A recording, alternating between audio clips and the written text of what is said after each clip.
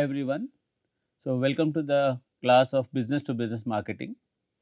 We are continuing with the business marketing communication unit, and in the last lecture we discussed about the various promotional techniques, right, which business to business marketers generally use for promoting their products.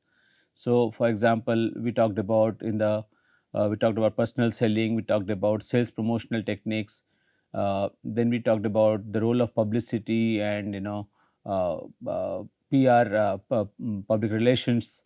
So after understanding and their importance, for example, what is effective in a B2C market may not be effective in a B2B market. In a B2B market, for example, we are more dependent on, let's say, like trade shows, trade journals, specialized magazines and offers which are more relevant to those industries.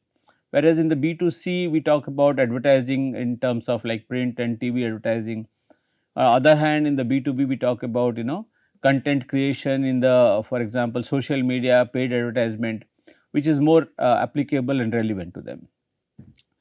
Today we will continue from there and we will talk about the budget, how the budget is allocated in the business to business markets, and how one should decide about it, right.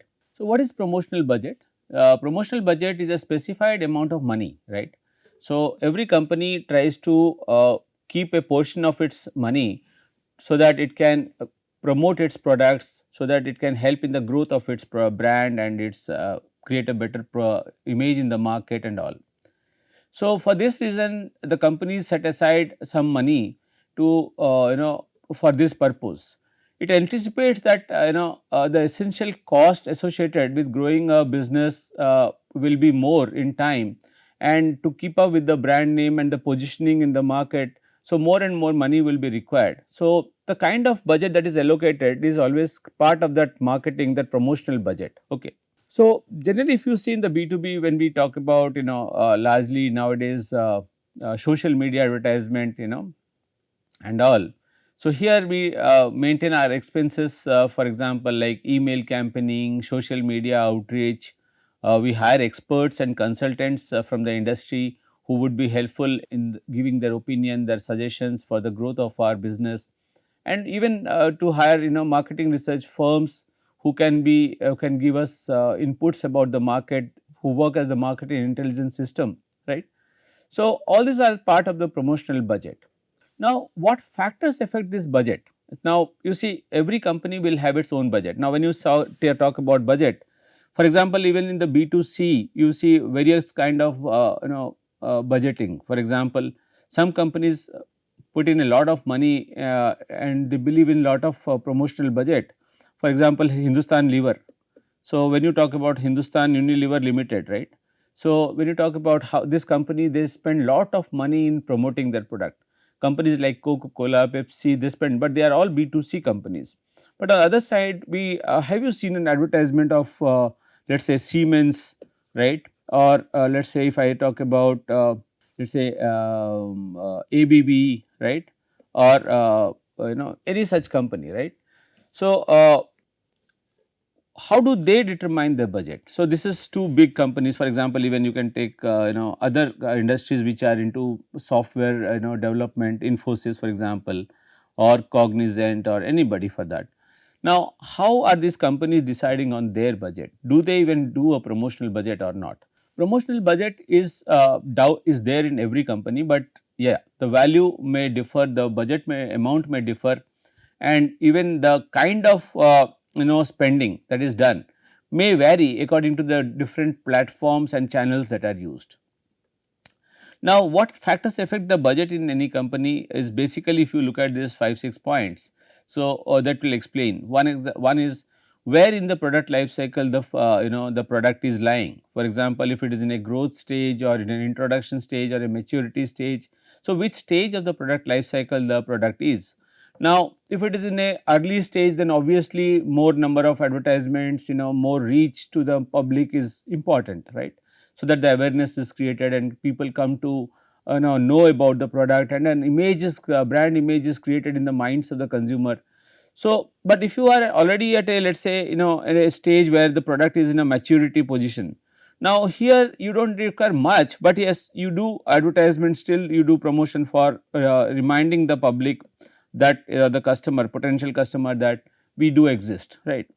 So these kind of where the product is in the product life cycle is very important. Now that same even for B2B, because in B2B also, if a product is new, as I said, only thing is that what will vary is the way you want to promote. Here if you are talking about, in a case of Pepsi, Coca-Cola, you are talking about, let us say, through a print or TV medium, there you may talk about social media in a B2B, right. But you do try to reach, or through, directly meeting the clients, trying to educate them about your products, so you can send them information, so all that are cost to the company, right. Then what is the purchasing frequency, how frequently the customers are purchasing, and what kind of return on investment they are looking for. So the every company, see, when it tries to make a budget, it looks at the return on investment. So what is return on investment? Now if I invest, if it is an investment, budgeting for promoting a product is an investment, let us say, how much return are we going to generate, right. Every company wants to know about it, how is it going to help us, right, in the long run. So what product variables are important. For example, the product variables, we may talk about the features of the product, the specifications of the product, the application of the product, and what kind of a market share are you looking into, and where is your customer concentrated. So when you are talking about, let us say, if your customer is basically people who are the young generation people, and who are basically, like, let us say, you find them in places like, social media, and largely utilizing digital media and all. So maybe you will try to locate them there and try to promote your product in a manner so that it attracts them, okay. And what is your customer base, how large is your customer base, how dense or thin is your customer base, that also depends and helps in deciding what should be the budget of the company and how this budget should be divided. For example, you see, now direct advertisement, some companies may spend, let us say, 10 to 20, 10%.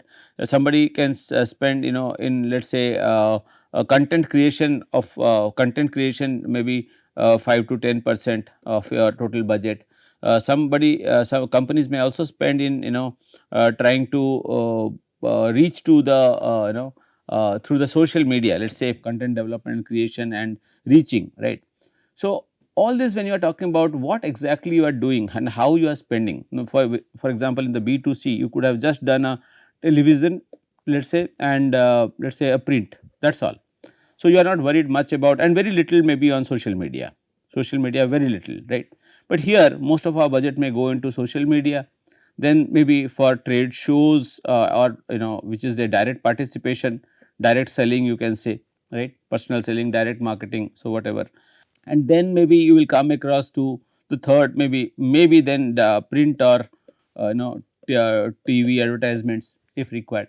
So the order would vary, because according to the kind of business you are in, okay. Now when we are talking about promotion budget, one of the most difficult, decision the company is facing is this, right. So any marketer, any manager has a role to play. He has to decide how much of budget should be enough for us.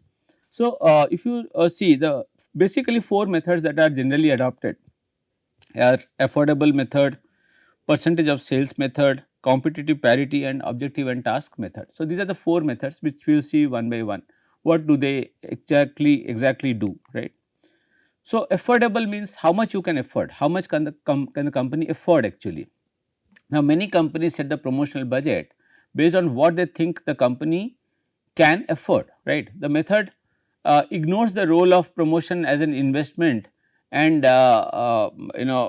and its impact on the sales volume. So what we can afford, we will try to use that only as a promotional budget. Now for example, if you see in this example that is given below, the marketing manager of a firm discussed with the finance manager how much they could afford to give him for the promotion. Now based on the budgeted, sales revenue budget, and past budget and the sales revenue and all, and other essential expenditures and the profits, they came with a figure of rupees 20 lakh, let us say it is a small company. So, they came up with a figure of 20 lakhs that we can expend up to this much what is left for promotion, right. So, thus the promotional budget is now 20 lakhs. So, after discussing, the company realized ki we can only afford this much. So, how much you can afford, that will depend on how much you have. Some companies believe that promotion is an approach which at least in the B2B, that we cannot spend too much of promotion because our buyers are more rational buyers, and we need not they will not believe in advertisement and any kind of promotion. So, it is better that we improve or put in more money into our quality improvement and all, right. So, that is one thing, right. The other thing is, if you see some companies also use this method, which is the percentage of sale. Now, they just cut across, they will divide a portion or keep a portion of the total sales, right. Now, here this is the most common method used in business markets to set the expenditure. For example, as I said, 2 to 3% of the total budget or 4 to 5% of the total budget is generally kept for promotional purposes, right. So, if you see in business marketing, many companies they would allocate about 1% of the total sales or 2 to 3% of the total sales, right, depends on company to company, for promotion, like in advertising, direct marketing and all. And if you look at from a marketing expenditure budget, then it is almost up to 10% of the total budget is spent on promotion. Now, that could be like, for example, as I said, for it could be anything like event management, for website development, for content creation, all these are the different, even software building and all. So, these are something which B2B marketers very largely use, right. The next is competitive parity, as the name suggests. In this, the companies set their promotion budget by spending the same percentage or something close to what the competitors are doing. So, here the company tends to follow what the marketer, the best company in the market or the leader in the market is trying to do. So, they try to follow that method. Okay. Now, this is an example, Mr. Ramesh, a fictitious name. So, the general manager of Cloth Bright Limited, a textile machinery manufacturer, was asked by his managing director to propose an advertising budget for the year 20 to 23 as a part of an overall marketing budget. So, the company's sales for the previous year was 200 million, 21-22 was 200 million, and the sales budget finalized for the year 20 to 23 was 250 million. The general manager carried out a study on how much money the major competitors were spending to total marketing expenditure and on promotion as a percentage of the sales. The data as shown in the next slide, I will show you. Now, he wants to know how much money the company should spend, right. Now, if you see this example, so here the total marketing expenditure as a percentage of the sales revenue in this case, average is generally 7% what the competitors are doing, and the range is generally between 3 to 5 15%. So, here the company finds that the competitors are using around 7%. Now, which is, if you see the total promotional expense, right, as a percentage of the total expenditure. Now, total expenditure at this case first was this one, right. So, total marketing expenditure as percentage of sales revenue was this much. So, total marketing expenditure as a part of the sales revenue is equal to, let us say, 7%. Okay. And then we are saying what is the promotional expense, right. Promotional expense over from the total marketing expenditure, if you see, is equal to now 12%. So, now we are talking about the total 12%. If you see, if you take the total of it, it will come by somewhere around 1 to little more than 1%. So, 15% into 20%, if you multiply this. So, the maximum goes up to 3%. So, total of the total sales revenue, a company may spend 15, the higher side is, right, and 3 into 5, 15, which can be even less than 0.15% to 3%. So, a company's promotional budget that basically in the B2B marketing that they spend as a part of the total sales revenue would be somewhere around 0.15% to 3%, depends on what kind of a company's position, how it is growing, what kind of position it has in the product life cycle, how it wants to change its positioning image in the minds. So, that is where it depends. So, as it is said, the 7% of the sales budget is around 17.5 million. So, in this case, if you take this case, right.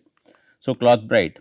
So, 7% of the total sales budget what the competitors are taking, if you take from 250 million, comes around 17.5 million, right. And out of the 17.5 million, 12% of the total expenditure would go for promotion. So, out of total marketing expenditure of 12% of this total marketing expenditure. Now, that is equal to 12 percentage 12 percent of 17.5. So, which is almost 2.1 million. So, this is what the company has to spend for promotional expenses. Okay.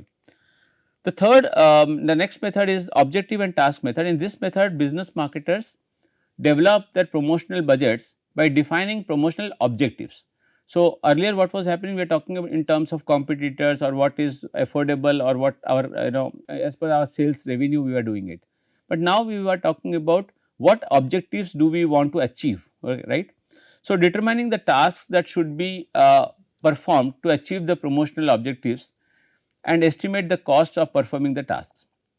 So, some of these costs is the proposed promotional budget. So suppose let us say the company has several objectives. The objective 1, let us say objective 1, 2, 3, right. Let us say 3 objectives are there. The first is to increase the market share of the company by let us say 3 to 4%.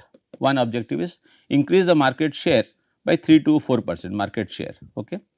And then it says we want to improve the profitability.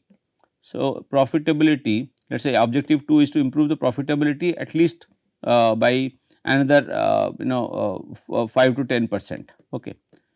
And also the third objective is to improve our goodwill in the market, So, accordingly the company can think how much it want to spend. So, objective wise the company can set its promotional budget and try to see whether they are able to achieve that or not. Okay. So, let us say this case. Now, suppose Beta Limited, an office furniture manufacturer, right, wants to create awareness about its new line of products. So, what is its objective? Create awareness that is sustainable and have longer life than other products available in the market. How can Mr. Sumit, the marketing manager of the firm, decide on the promotional budget using this method? Now, first is to estimate the market share, right. So, goal, the company estimates 50 million potential users and sets a target of attracting 8% of the market, that is 4 million users. So, the company understands that there are total 50 million people and out of 50 million 8% can be our potential customers. So, that is 4 million. Select the percentage of the market that should be reached by advertising or whatever mechanism you want to use. So, the advertiser hopes to reach 80% of the market. Now, so that is 80% of the total 50 million is 40 million prospects. Okay. So, with its advertising message. So, some kind of advertising message they are using, so that they would reach up to 80% of it. Estimate the percentage of aware prospects who should be persuaded to try the brand. Now, this is more relevant for a B2B case. So, the advertiser would be pleased if 25% of the aware prospects which is 10 million, right. So, 25% of 40, right, tried the product, and it estimates that 40% of all triers are 4 million people. Now, 40% of all triers, which is 10 million here, right, will become loyal users. So, this is the market share goal. So, from 50 million now the company has come to 4 million people who would be using this product. Now, calculate the number of advertising impressions per 1% trial rate. So, the advertisement estimates that 40% advertising impressions for every 1% of the population will bring about a 25% trial rate. So, now the company, by using this objective method, now what it has been able to do is it has been able to focus much better than had it done some other method, right. The next point is the number of gross rating points to be purchased. Now, a gross rating point is for example, one exposure to 1% of the target population. Now, because this company wants to achieve 40 exposures to 80% of the population, it will want to buy 3200 gross rating points. Okay. So, 40 into 80, let us say. Now, calculate the necessary advertising budget on the basis of the average cost of buying a gross rating point, which comes to, suppose it costs an average of this much, right. So, $3,277 to expose 1% of the target population to one impression, then 3200 gross rating points will be this much. So, 10 lakh 486,400, right. So, in the introductory year, this might go less with time as people will come to know about the product, their knowledge about the product will improve. Slowly this budget will maybe come down, right. Now, let us take a small case about a company, how they would try to promote their product in the market and what promotional budget they should maintain. Now, this company is a company which is in the manufacturing of pre-laminated particle boards. Okay. So, I will say usually pre-laminated particle boards as PPB, right. The company is UP Boards Limited. So, it is a wood product which is used in making furniture, and that is used as a substitute for plywood. Now, plywood has taken a big market. Now, this can be a substitute for plywoods.